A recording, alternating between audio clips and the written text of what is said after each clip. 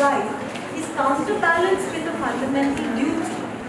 So now, in our society, if you have murders and rapes, that doesn't mean that is the reality, or you have to accept that. I mean, there are instances where fundamental rights are being violated or fundamental duties are not being fulfilled. But I'll give a simple example, the right of freedom of speech. Now, you have a right to speak your mind, but you cannot utter statements that may cause a riot or spread hatred. So that is a fundamental duty. Then you have a right to life and liberty. Please, the House. That again is counterbalanced by the duty to defend somebody else's right, life and property. Now, whether that is being done by every citizen of India, I mean, that's not the point. The point is that this is how the Constitution is being framed, and there will be contradictions, there will be violations, but to just presume that this is what contemporary India is, I think that's a little unreasonable. I think that is where the debate lies today. That is a little unreasonable, because I see there's not much difference between the two sides. They're both agreeing, in fact, the fundamental rights coexist or go hand in hand with fundamental duty. You cannot actually exercise the fundamental right, I mean, in a sense, without adhering to your fundamental duty, like a right to free speech. When you speak ill of, say, any religion or cause hatred or even a riot, that fundamental duty has to be recognized. Now, whether that happens in every instance, we're all human beings. But I think when we are asked to give examples, we point those examples which will support or oppose the motion. That is the the debate, rule of the debate.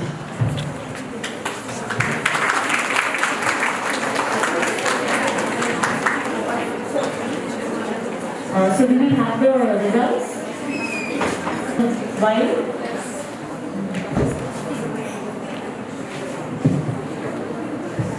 I request the judges to approach the stage if they have any comments to present to the participants.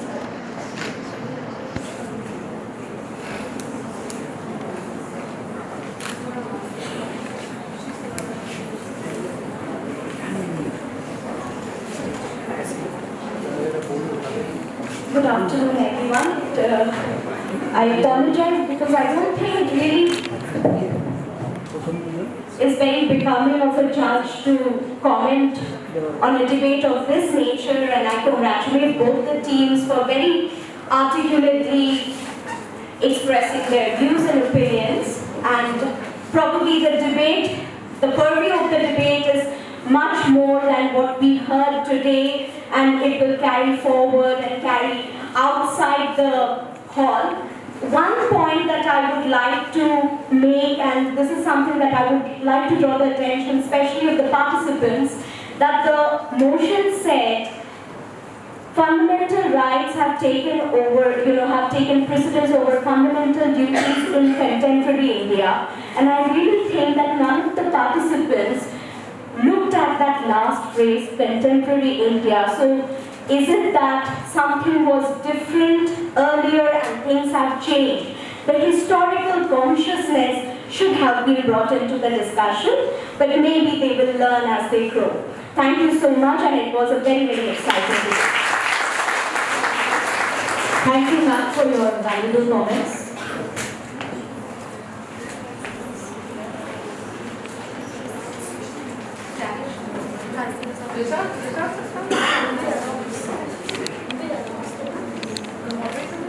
Yes. So while you are getting the results, can I just, this is fun, but just for fun's sake, how many of you support or you are on the side of the proposition? Okay, just a minute. We can just have a count of hands. So please, I will ask the volunteers to please check. And also, please remember that is about which side, argued their case well. So it's not about what the motion, whether it is correct or not. Which side you think argued their case the best. So how many of you think that today's motion, fundamental rights have taken precedence over fundamental duties in contemporary India? How many of you feel that the motion stands? So that means you support the motion. Please, can we have a show of hands? Please, volunteers. You don't have to count each and every, but I hope you have taken cognizance of. Okay. Thank you. Please, you are not allowed to raise your hand for both. Okay. So, how many of you feel that as the opposition was arguing that the motion has fallen flat and fundamental rights are not taking precedence over fundamental duties in contemporary India? So how many of you are on the side of the opposition? Please, can we have a show of hands? Well, I think that is, you've given a clear verdict. Oh, no. Your hands are sorry. Okay, so I think there's a clear verdict that the motion stands. So according to the House, the motion stands. Fundamental rights are taking precedence over fundamental duties. Okay, so now what the judges think. Okay, so the best team, who will just announce this, okay. So the best team is the team arguing for the motion. So Sujita friends, Saida Kalkanda and Kalida Jaman, their arguments stand and the other side is falling flat. The best speaker, according to today's judges, is Ritansha Banerjee, speaking against the motion.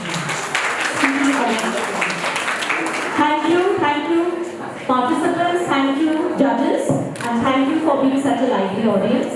And I now hand over the proceedings to Loreto. Thank you. I now request the Principal Sister Christine to kindly give away the prizes. Can we have a round of applause for the prizes?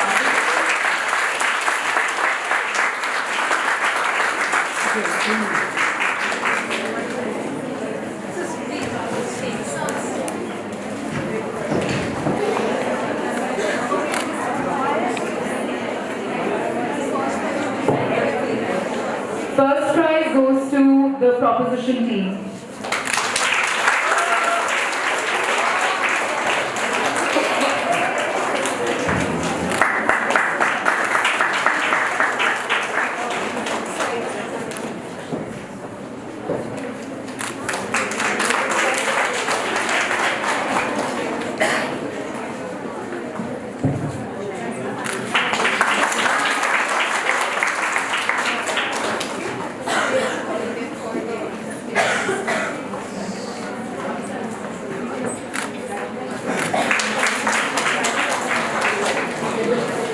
And the best speaker goes to Ritansha Banerjee.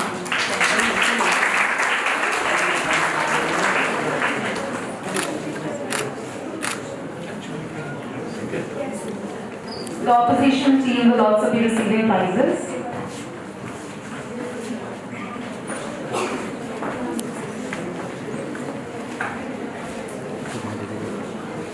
Girls, please applaud the women.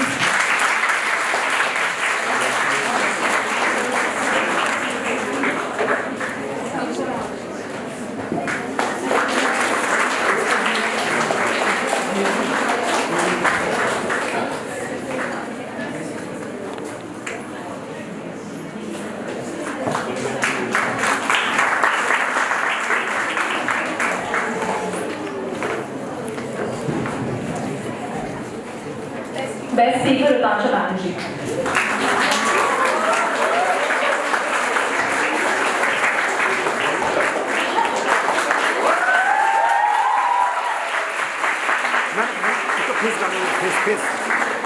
Excuse me, madam का face डालेंगे थोड़ा नीचे गिरिए, आपको थोड़ी हाँ, बिल्कुल sir आप इधर Look at the camera.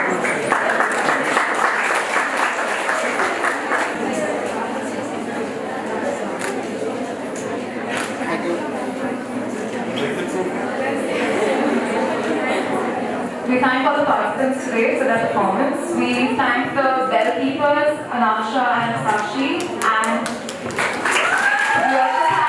we also thank our moderator who conducted the session very well. Can we give a round of applause to our moderator?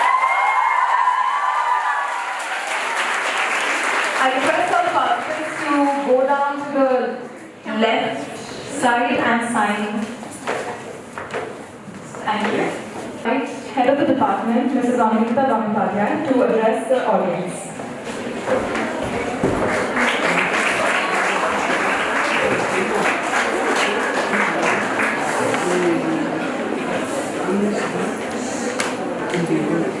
Good evening, everybody. This has really been one of the most prestigious events for the Department of History of this esteemed college. As today, we became a party to celebrate the 70th anniversary of the Constitution Day of our nation, India.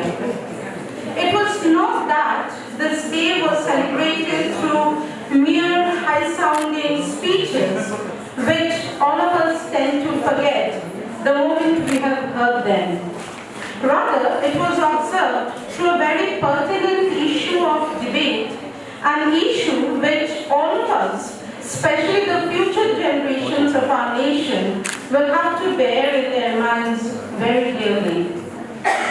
Rights without duties and duties without rights are actually incomprehensible if a nation is to grow on a proper path. In the words of our father of the nation, Mohandas Karamchand Gandhi, and I quote him, "A duty well performed creates a corresponding right," unquote. This is the first, primary, but most essential learning of a true citizen of a democracy.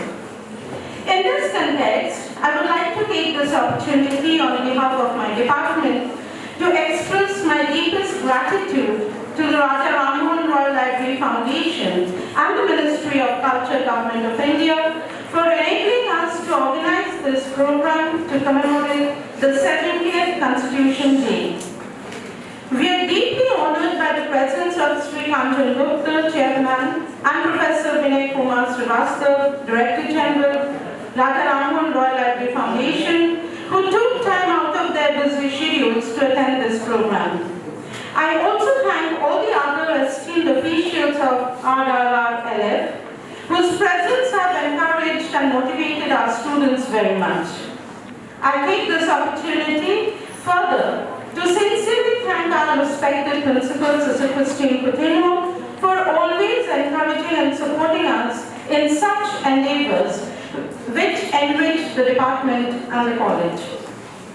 I would also like to extend sincere and warm regard to our academic and administrative officer, Mrs. Sharmila Mitrode, not only for her constant help to make this program, this event, a grand success, but also for readily agreeing to be a judge of the event. Thank you, Mrs. Mitrode. After thanks are extended to the other two esteemed judges, Dr. Devasri Sinha and Dr. Shubhasri Basu, as well as to our moderator, Dr. Sunanya Mitra, for conducting and judging the event, giving us their valuable time, despite, and I repeat, despite very short notice.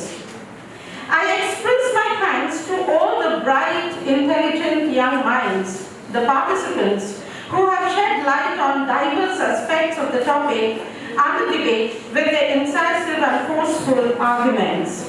Needless to say that I am forever grateful to the members of my department for all their hard work they put always to make each and every departmental program a huge success, and today's event was no exception to that. A huge round of applause for all of them. Sincere thanks go to the office staff as well as Mrs. James for all their help, as well as to Mr. Segan and his team of support staff. And lastly, a very, very, very big thank you to the audience. Without whose presence, thank you so much.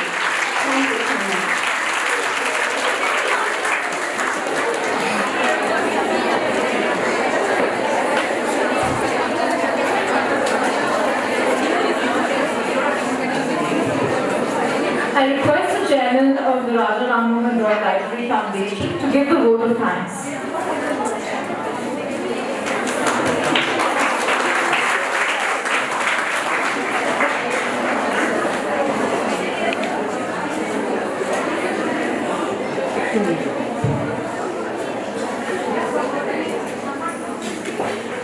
Madam Principal, Sister Christine Coutinho, faculty, students and their colleagues. It was a really a wonderful experience to sit in the audience and listen to young minds, fresh minds, talking about a book that turned 70 today. As I keep on saying, this is the greatest book written in independent India. No book could ever be better than this. Hence, we must all read it. It's not particularly interesting to read, I agree. It can be boring in patches, but even then, we must plod on.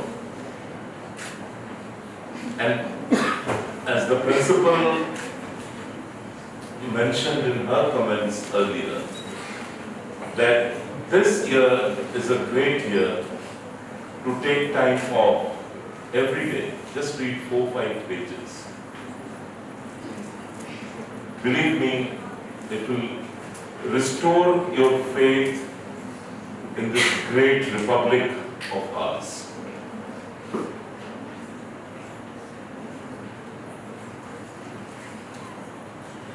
We essentially talked about rights and duties.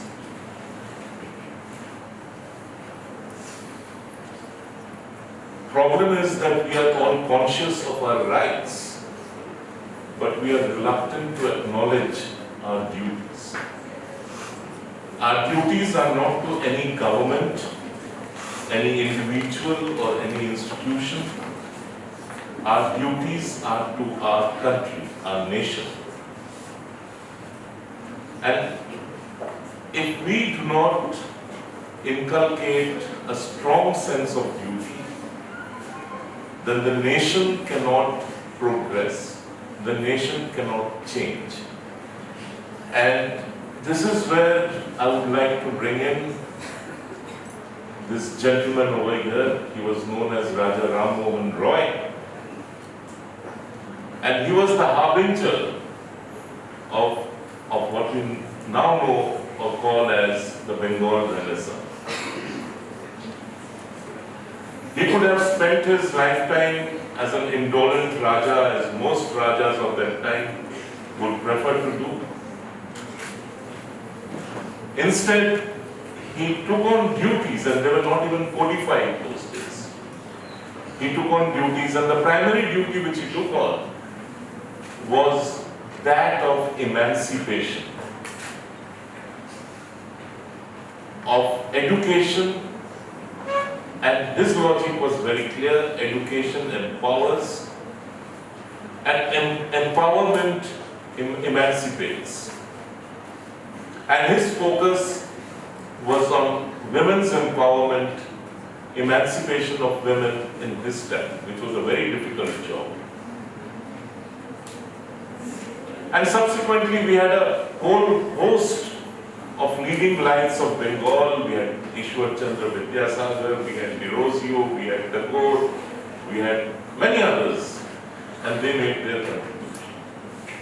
So could we then take could we sort of resolve on the 70th anniversary of the Constitution, that we all will contribute in our own way to revive the spirit of the Bengal Renaissance and how to carry forward the message that was born in those days and later found space in the great book called the Constitution of India.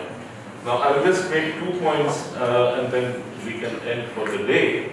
One is somebody mentioned about free speech. I am a free speech absolutist. Personally I believe, that there should be no restrictions on free speech. Right to offend is also an inalienable fundamental right. But that is not the same as abusing somebody